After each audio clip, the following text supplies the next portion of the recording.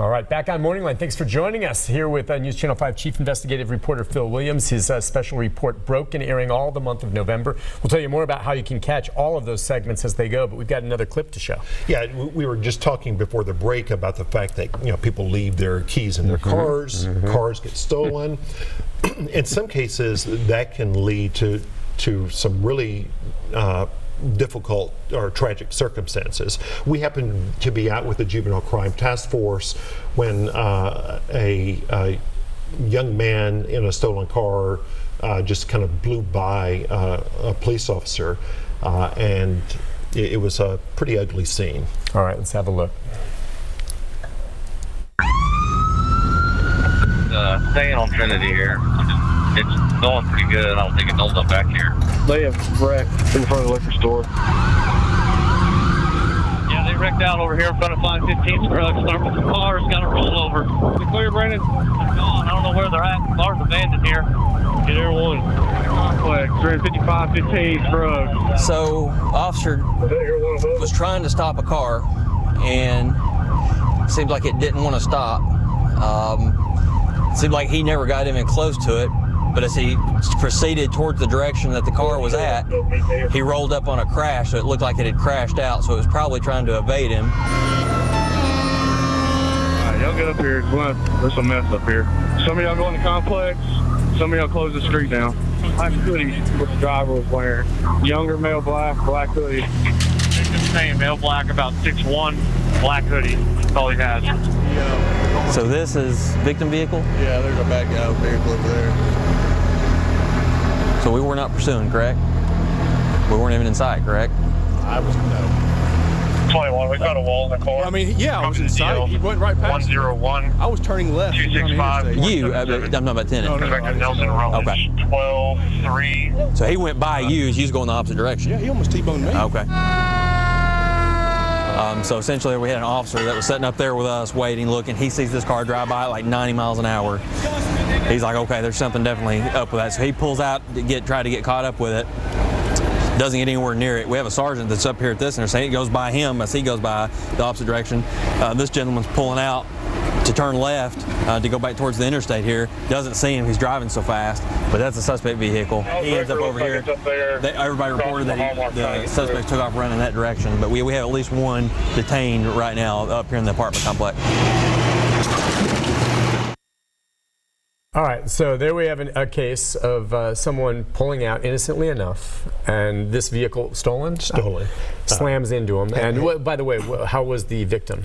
I think he had survived. He survived. He had some injuries, but they were not serious. And we should say a lot of times, and there's policies with police departments about chasing in metropolitan areas. They try not to because they don't want. This guy was already cooking when he passed this officer, and so this was not a chase that led to the crash. This guy was on his way anyway, going 90 miles an hour. Yeah, he had just stolen the car. Yeah. And he was getting away from the scene, getting away from the area.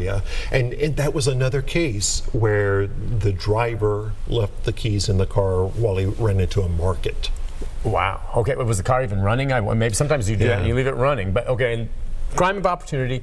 Do you think the juveniles are to the point now where they know how to look for that, and they'll just watch and wait until they see someone leave and know that the keys are in the car? Yeah, we're hearing stories about that from all over the mid-state area. I think Mount Juliet and Dixon and Clarksville, and so this is becoming so common. I mean, if this series does nothing else other than encouraging people to lock their cars when they get out at the markets, we will have accomplished something. Gotcha. Because they're not hot wiring cars, are they? No. I don't even know if you can do that in today's cars, but they're finding keys in the cars. I think the last report we saw from the Metro Police Department was like 75% of the stolen cars had the keys left in them. All preventable. You're right. That and the guns that are taken as well, as we talked about. Let's go to Martin.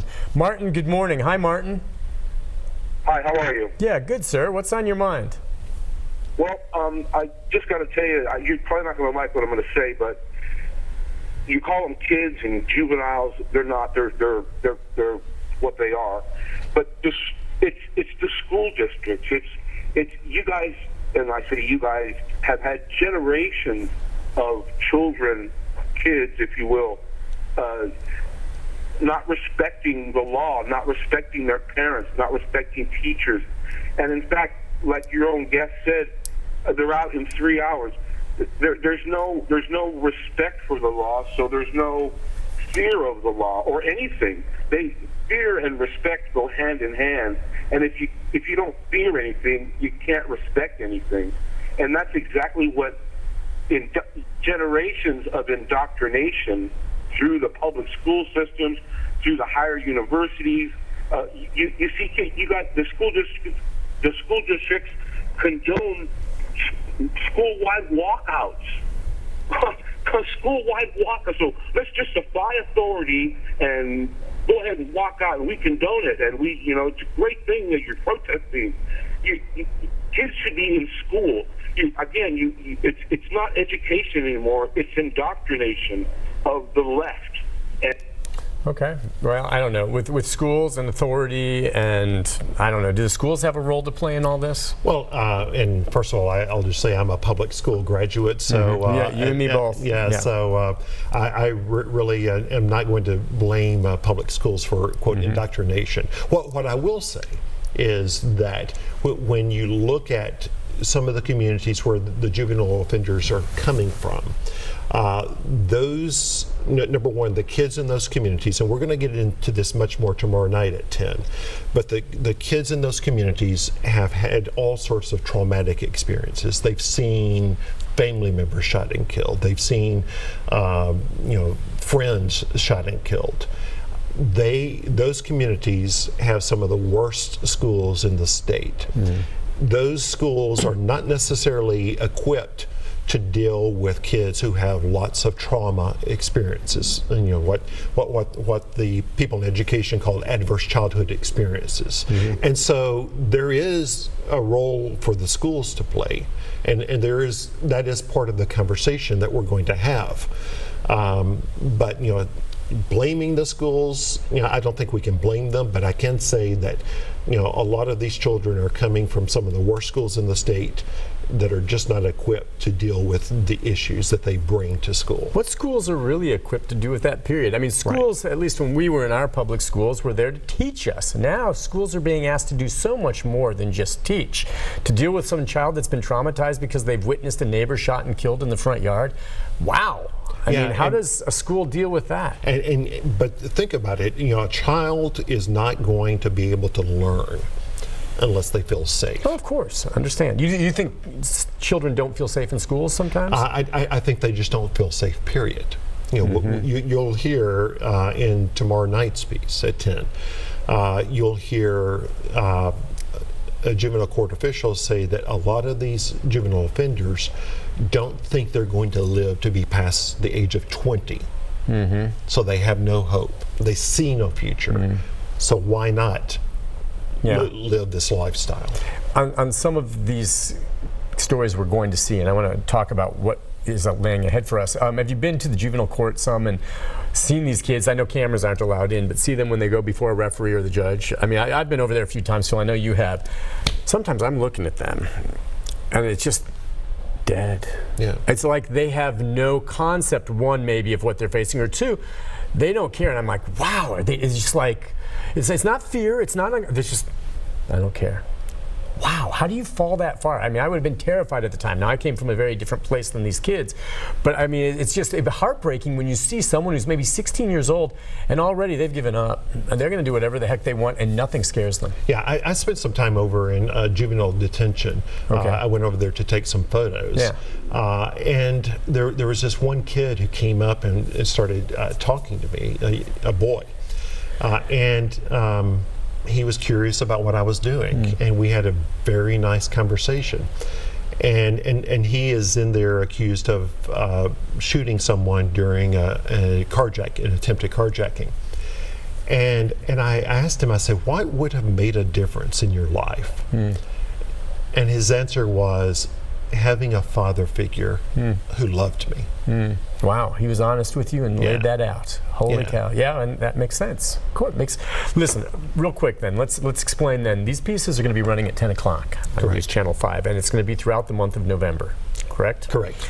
And then also, if people want to see it, OTT devices for the longer form. Because I think a lot of people, the videos that we've shown tonight, that's just a small taste of what people are going to see. And we can talk about it, but seeing it for yourself, like you said, you want to bring them out there to see it, is really compelling. And that special is not going to be on broadcast, so you can go That's the only place you can get it. You can go to Roku or Amazon Fire TV, Apple TV, or go to our website, NewsChannel5.com, and see this 30-minute on the front line special. And then, beginning tonight at 10, we're going to start digging deep, looking at the revolving door. Tomorrow night at 10, we're going to look at these communities in our city that are in crisis. Thursday night at 10, we're going to look at kids and guns. And then it's going to continue all month long. We're going to show you kids being held in conditions that may actually make them worse, make them more violent. And so, and then by the end of the month, we're going to show you some programs that are showing promise of working. How can this problem be fixed? And so it's an important issue for our community, and we are just going to take a deep dive all month long. And we want your feedback. We want the public's feedback. We want to start a conversation about how this broken system can be fixed. Well, and part of this, and like with all of your investigations, I mean, this is going to be making its way through, and you've got a lot of stories already completed. But things are going to come up this month. So there will probably be stories you turn as a result of what people see, whether it's local community leaders, parents, or lawmakers, right? So that can develop, even though I'm sure you've reached out to them already. And we're going to be having conversations on the Plus, inviting community leaders to come in and talk about this issue. And so it is going to be on every platform that we have, focusing attention to this issue. Yeah, I'll tell you, we've got many of them lined up for MorningLine during this month, as well as I think the I-team. It wasn't just you. It's also Jennifer Krause and Ben Hall, and of course the whole team working on this. We'll have Jennifer on next week. And photojournalist Brian Staples and Bob Stinnett. And our executive producer Kevin Wisniewski. Don't leave Kevin out. Okay. I'll hear about it later. But the bottom line on this, Phil, you guys, we just have a minute left, decided to focus on this, and it's high time. There've been stories done in small microcosms, hear this, and what this is one of the very first comprehensive looks I can think of. And my hope from this is that when it's done and I see the end, it leads to at least some action. Because it's getting worse. It's getting worse out there, and that's going to be part of the piece of the puzzle. So, as always, people can call you with tips and things like this as well, or comments on this. Send us tips. I mean, if the system has failed you or your family, our email address is investigate@newschannel5.com, investigate@newschannel5.com, or call 615-244-NEWS. Phil, thanks. Absolutely. Great job, and I look forward to watching this all month. And tune in, starting off right off the bat tonight at 10 o'clock. And then I'll tell you more about those OTT devices and some of the longer form pieces they've done. Thanks again, Phil. All right, thanks. Be back with a programming note right after this.